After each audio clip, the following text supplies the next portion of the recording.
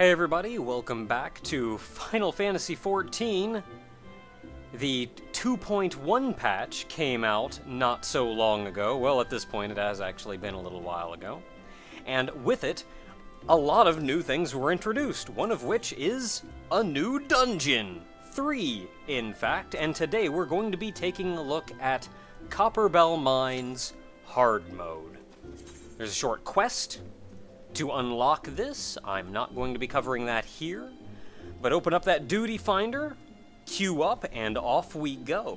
You can see the gear I'm going into this with. It's the same gear as usual, all darklight gear. I've got my AF2 body, and I have my Relic +1 weapons.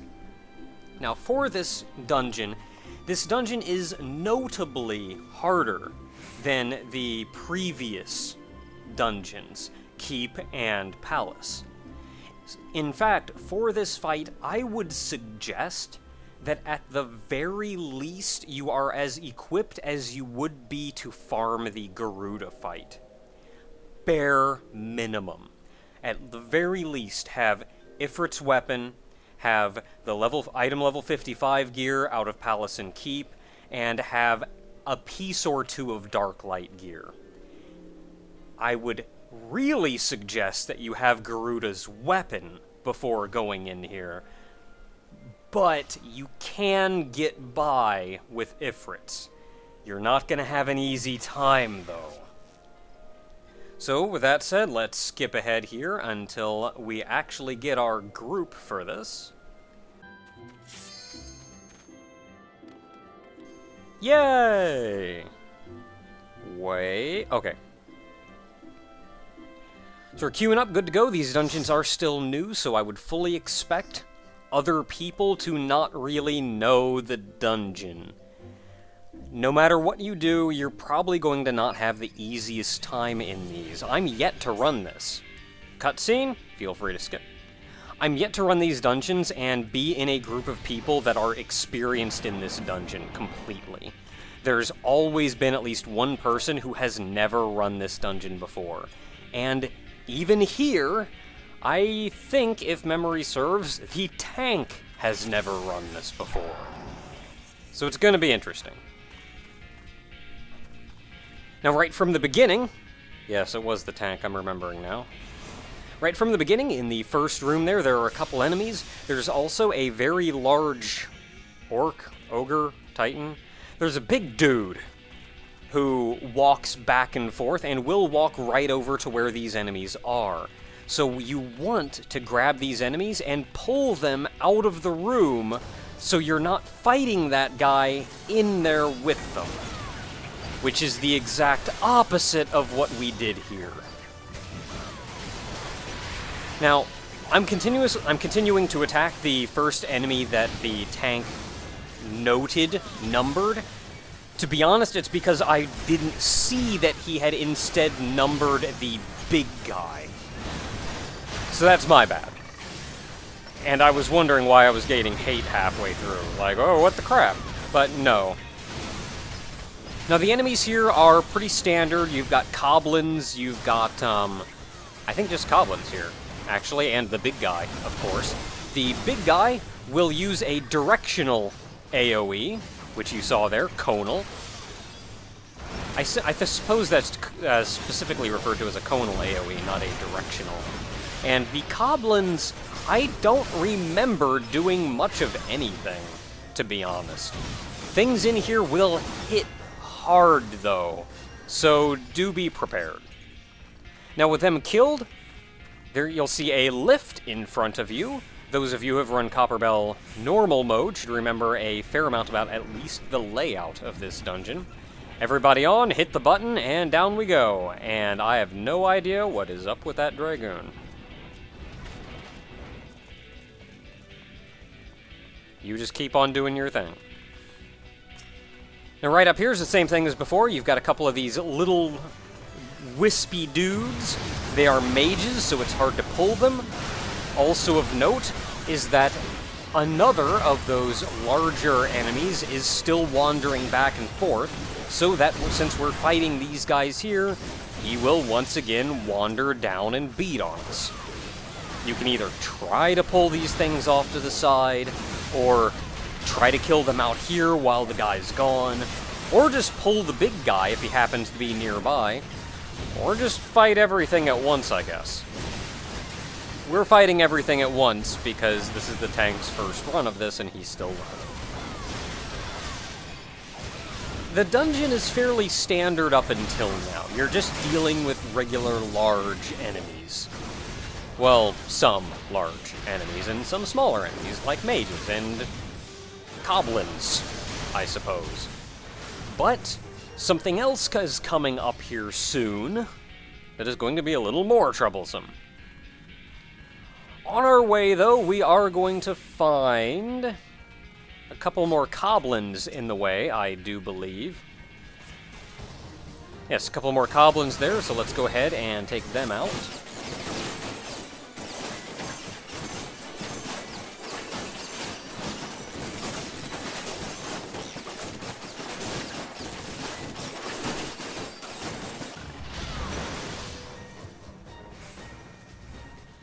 Now, with them dead, the fun begins. You see, there are a whole lot of Spriggan in these cages off to the side. You cannot kill them, you cannot target them, and they will feed on you the entire time you're here. So your first priority should be destroying this rock, so you can at least get out of range of the Spriggan that are heaving things at you that you can't do anything about. Now, I would suggest running a little ways down the bridge, not very far, lest you want to aggro the other guys. Which I think they sort of aggroed me there, I'm not entirely sure. I think after you destroy the rock, they eventually start just move forward. Now, right now we're out of range of the Spriggan in the cages that can heave at you, so you should be safe to kill off all of the Spriggan adds. They go down very easily, so feel free to just use AoEs on them. But with these couple Spriggan here dead, we can now move on. You can see there's a large ogre right there, as well as another pile of rocks behind him.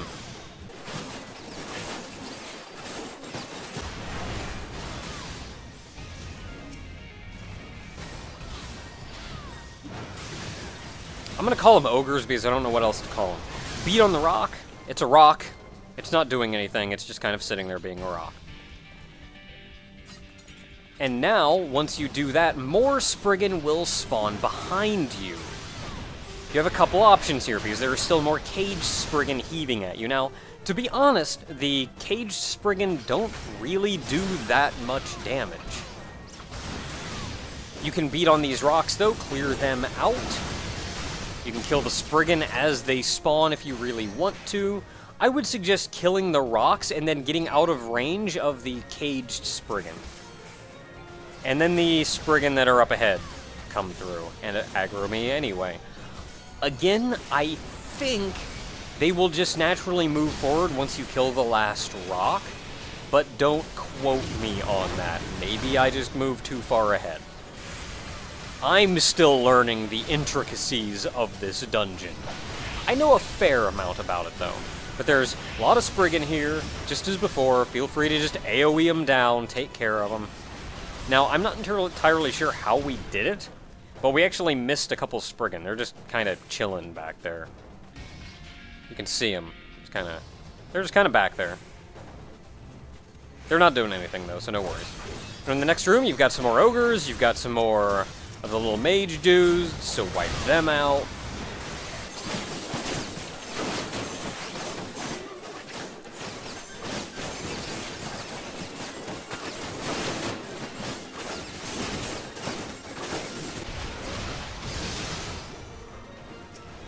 I'd like to think you could pull some of them without pulling all of them, but don't quote me on that.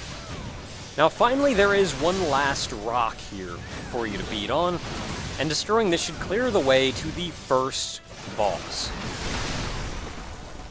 Also, on the other side of this rock is a chest. Most of the chests in this dungeon are kind of right in the way, so you have to go out of your way to do anything about it. Now, in that chest was just a couple high ethers, or was that a high ether? I can't read my chat log. The preview window is too tiny. Yes, high ether.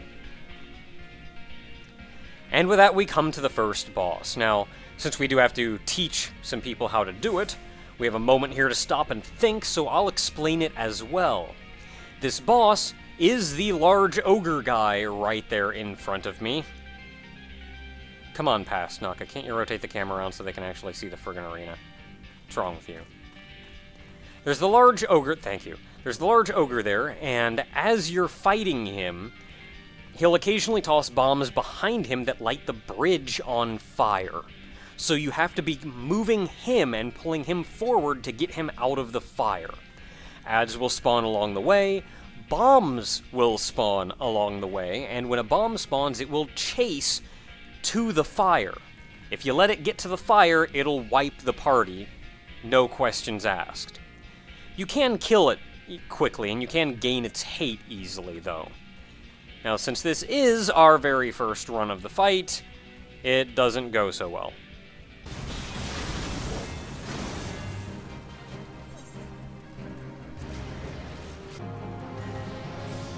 Okay, let's try this again, for reals this time. Now, I'm gonna go in and immediately try to take out the ads off to the side there, the little mining drones, dross, whatever. Those things will actually put a very nasty weight effect on you if you let them live for too long. It's the DPS's job, kill off the ads.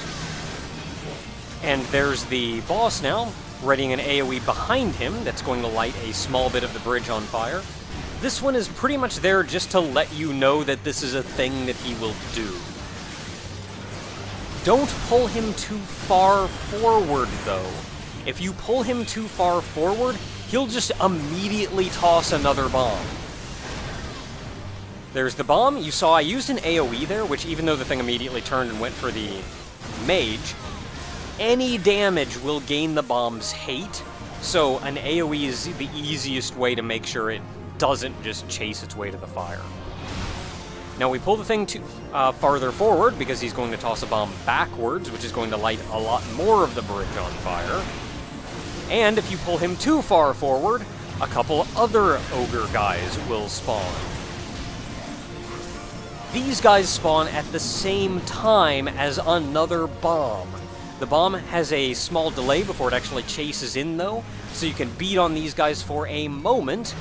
The Dragoon actually went ahead to take care of the bomb, so I'm going to worry about the other ogre guy here, while the Cure, the healer back there, just kind of tanks all of the other ads because reasons.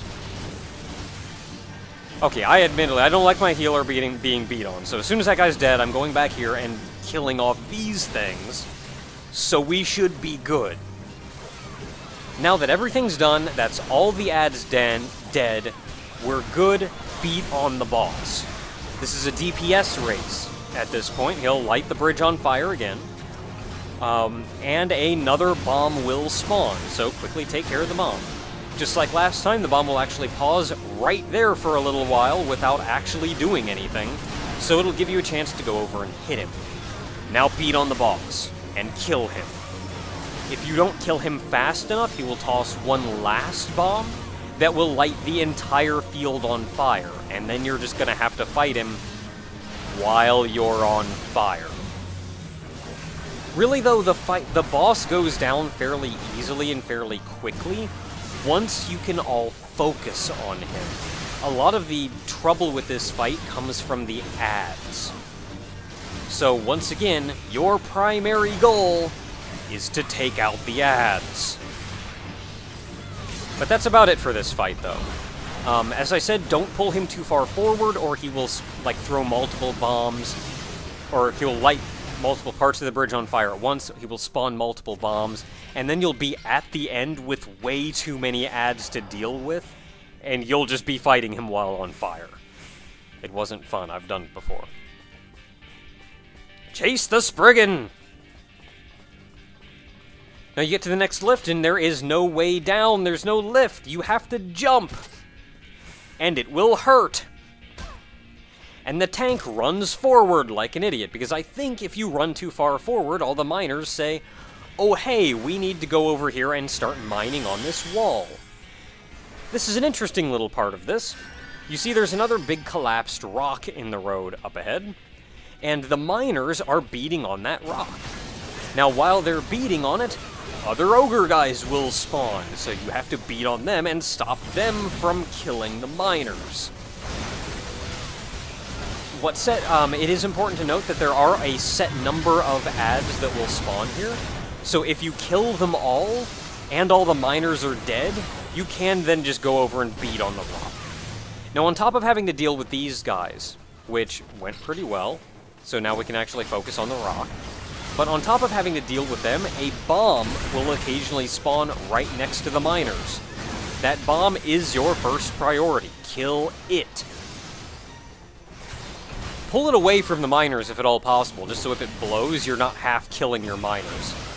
Now, I was beating on the rock here a little too long because more of these guys spawned and I wasn't doing anything about it.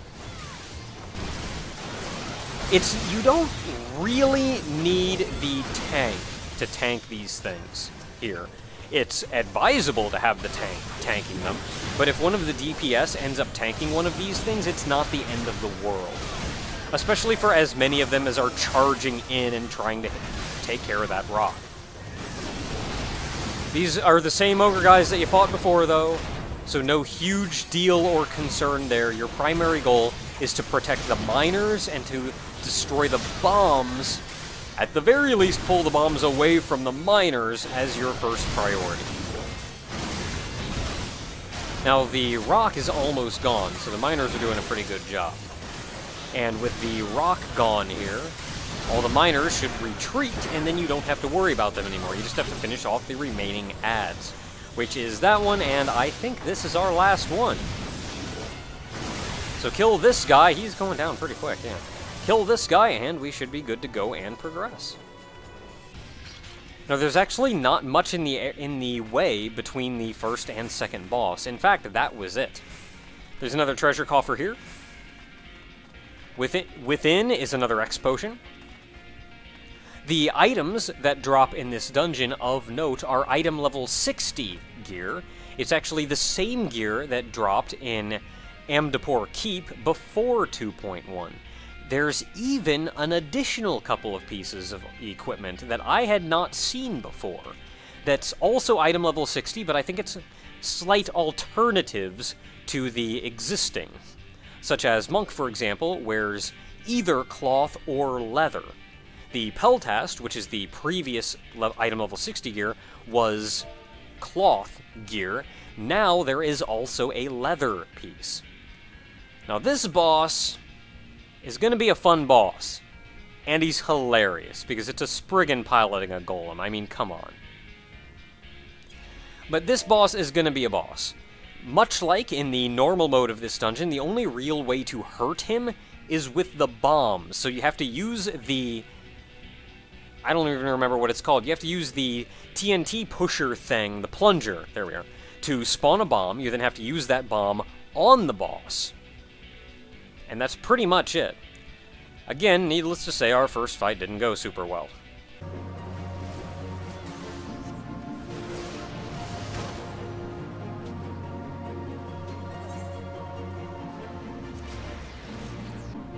Okay, for realsy this time. Now, at the very start of the fight, the tank can tank the boss. And I'm not hitting the boss because I want the tank to have as much hate on it as possible, and you can do negligible damage to it, so it's not important. The Dragoon decided to place the bomb, so bomb placed, it'll explode, do a decent chunk of damage, and now the fight gets interesting. First of all, the fire sprites will spawn, kill them.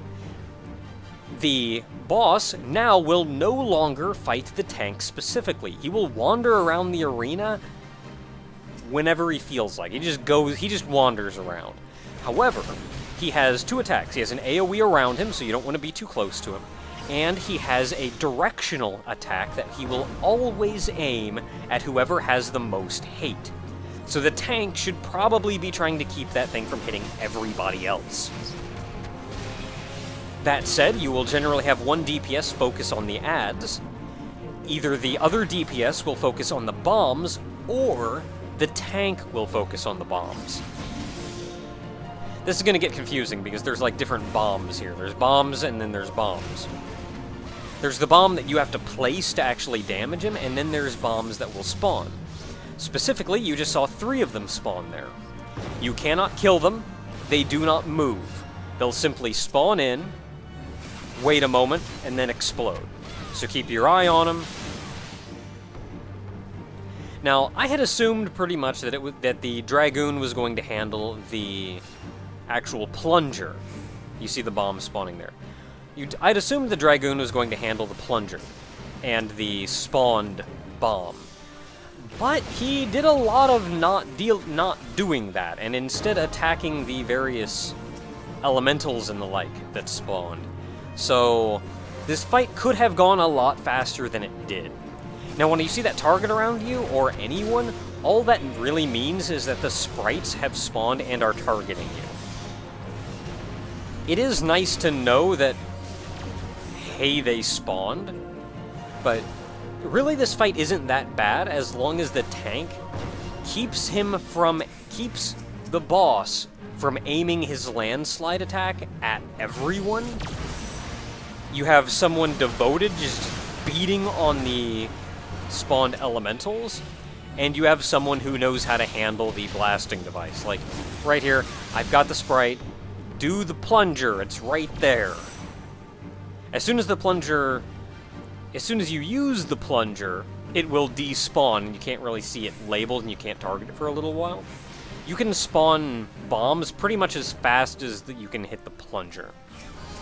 It does take a moment before the plunger, like, respawns, so you can do that, though. Now, about halfway through the fight, the boss will start using a new attack, which is kind of a laser that he'll shoot out at the ground in front of him. I think it's a circular damage that will land just in front of him. And after he does that attack, it will turn into this big icy area that, needless to say, you don't want to stand in. It does go away after a time, though, so again, as long as the tank is doing their job, it's not really that big a deal. More sprites spawning. I'm just trying to focus down them because I don't want anything else to happen. Now, this guy has almost no life left, and I notice the Dragoon is beating on it. So I figure, like, yeah, it's fine, and we can do some damage to him, negligible, but we can. And yeah, maybe we can beat down that last %, but it's going to be a lot easier just to use the plunger, and nobody else is, so I'm going to do it. However, I did it, and I have no idea where the bomb spawned. Like, I honestly have no idea. So I guess we're just going to go back and beat on the boss again. Now, of note, once you actually kill off the boss, the fight is not done, though it's essentially done. I'm going to give this another go. I don't know what happened to the bomb last time. Oh, but he broke away, so fudge it, don't care anymore. Now, once you beat him, the armor breaks away, and all you're left with is the small Spriggan that was inside, Biggie. Biggie is kind of a weenie and will die very quickly. The only real thing you have to worry about at this point is once the main golem body breaks away, very large bomb enemies will spawn. You can't target them, you can't attack them, they're just like the previous ones. They'll explode after a time, don't stand in range of it, and the fight will go smooth. So there's the second fight. A couple items dropped from the boss, 2 item level 60 pieces. And with that, we can move on to the final stretch as we make our way to the final boss, which it's a boss, let me tell you. A couple new enemies here in the end. You've got the Nyx and a couple of the... What the crap are these? How do you pronounce that? Oh, it'd help if I could see the names so I could try to read it. Ancient Uraganite, I don't care. The Nyx, all of these fight just like the regular enemies. The Nyx has a directional conal AoE, and he also has a circular AoE around him, where he'll jump in the air and pound the ground. I assume he can do the tongue lashing thing too if you manage to aggro him. But kind of we are here to kill him, so it's not a big deal. So keep an eye out for that big AoE on the Nyx. The ancient things here have a directional AoE in front of them, which I believe is some kind of poison. But overall, the fight actually is reasonably simple. The enemies aren't that bad. At this point, we're really just kind of churning our way forward towards the next boss. Now, these aren't the only new enemies here, though there are a couple of them. Oh, also of note is there is a chest right over here around the corner, which you can sneak off to, which I believe, you can see it just there off to the left. I'm able to get that after we kill these guys. We should probably kill these guys.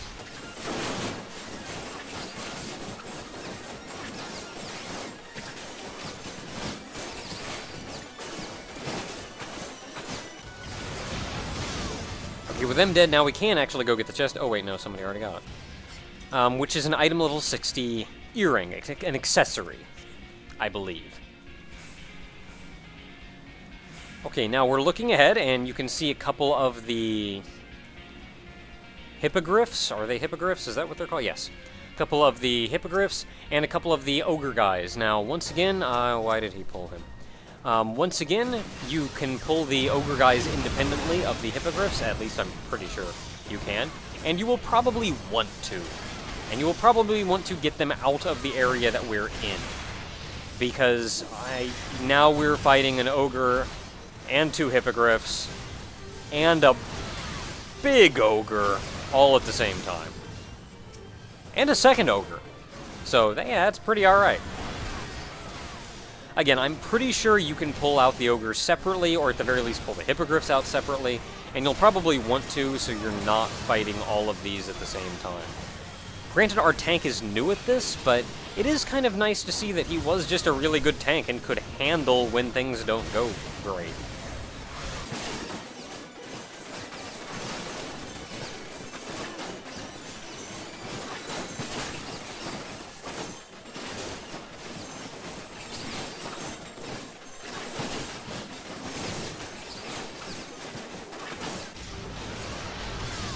+1 Skull Crusher defeated, and now we can move on, finally. Now, like, the entire hallway is cleared. Now, off to the left here, you'll see a couple slimes, and if you want the chest that's over here, you will have to kill these slimes. The slimes, once again, aren't that huge a deal, but they do have a fair amount of HP, so you're going to be beating on them for a little while. But overall, not a huge threat. I don't even remember if they have any notable attacks.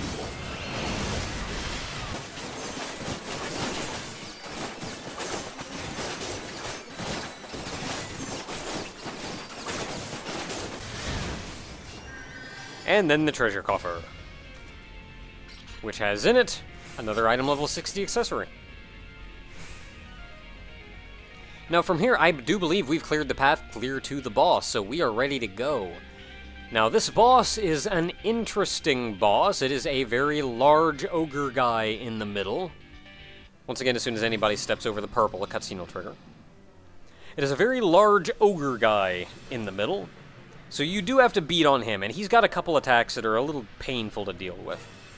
A couple AoEs and the like. I think he's got an AoE around him, and then an AoE that will actually target someone, but is a very large AoE around him, that I honestly don't think the person who is targeted by it can dodge it. But he's not your only opponent. Over time in the fight, adds will spawn, so you have to take care of them as well. And, while you're fighting him, a worm will be digging its way through the sand.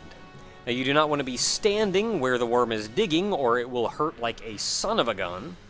And occasionally, you'll see a message pop up on screen that says, the worm is getting hungry, at which point someone has to run off and find a rock sitting along the outside rim of the arena, put it in the sand, and the worm will beeline to it to eat it and delay the inevitable, which is, if you don't get a rock to the worm in time, he will do a very large AoE that will do in the neighborhood of 1,500 damage to everybody.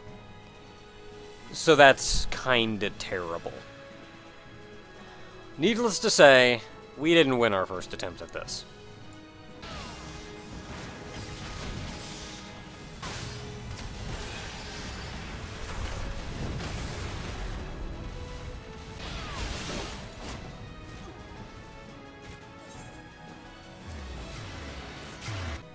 Never mind, that did 2,500 damage. Now, for the boss, you can do a couple things. I've often seen him just tanked right in the middle of the arena, though we have decided to tank him off to the side here, which I think is going to make it a little bit difficult to feed him some of the further ones. The Dragoon is the one that has been put in charge of feeding him, because I think our healer is new to this fight as well. Typically, you want anybody with range to feed the dude. And typically, that will be a bard or a black mage or the like if you have one. However, we don't. I've even seen the healer go off and do it. Anybody with range can do a pretty alright job at it. Our Dragoon's doing it because really only me and him have actually even fought this guy before. So there you go. Other than that, the fight is reasonable, at the very least. You can see the worm digging around in the sand off there in the distance. The Dragoon just put a thing in there. Now, the AoE around the boss, you can fairly easily run out of the way of and then run back in. Beat on him again. Now, of note is that there are a set number, an ad spawned. You will actually see a target around the character the ad has aggro on when the ad spawns. This isn't that important because I'll just beat on him anyway because the ads kind of need to die. But yeah. As I was saying before though, there are a set number. Now you saw how far out of range of that I got and I still got hit by it. That was the AoE that I mentioned before that he will use on a person that will hit in a large area around that person. I don't think it's possible to dodge it. The person that was targeted by it anyway, because I can get out of the way of that, and I'm fine, because it targeted the Dragoon. But the person that he targets with it, I don't think it's possible to dodge it. And getting hit by that does a bit of damage, and I think puts a weight effect on you, which is fantastic for a fight where you actually need to be running around a bunch. And once again, I'm going to get hit by this. There we go. Now, as I was saying before, there are a set number of rocks in this arena, which means this fight is a DPS race. If you can't kill him in time, you will run out of rocks. And once you run out of rocks, the Abyss Worm is going to use his AoE, and everybody's going to die a bunch. Now we have another ad. Wandered right on by. I didn't actually see him spawn, but kill him real quick anyway. And right back on the boss. That is the targeted AoE on the Dragoon, who I think also got hit by the heavy, which means he didn't dodge it either. Central AoE around him. And right back to beating on him. For me, for the DPS that I am, this fight is actually fairly simple. Though, the fight gets a lot more interesting if you are the actual one feeding the worm, which I've done before, and it's surprisingly not easy to get all of the rocks, depending on where you're tanking the thing. Which makes sense then as to why you typically have a mage doing it. And you saw two targets there. Nice close-up of Isami there as I run by. You saw two targets there, which means two dudes are spawning. Each DPS is going to have to work on them.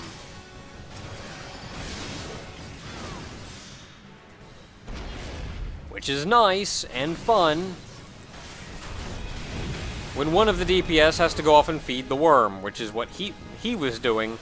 And since that worm needs fed right the crap away, he just said, yeah, you know what, I've got a guy chasing me, but I don't care because this worm has to be fed or we will wipe. Which happened once. And there we go. limit break to finish him off. I watched the cutscene here. Normally I'd skip it. I think I was too busy going, to skip it this time around. But there we go. We have beaten Copperbell Mines hard mode. The player commendation, of course, has been introduced now. Of all the people in this group, I don't know who to commend. I never know who to commend. So I feel weird. But now the chest has been opened, and we can see our loot, which should be an item level 60 body piece, if memory serves. But that is it for Copperbell Mines Hard. Until next time, everyone, we've got a lot more content to cover.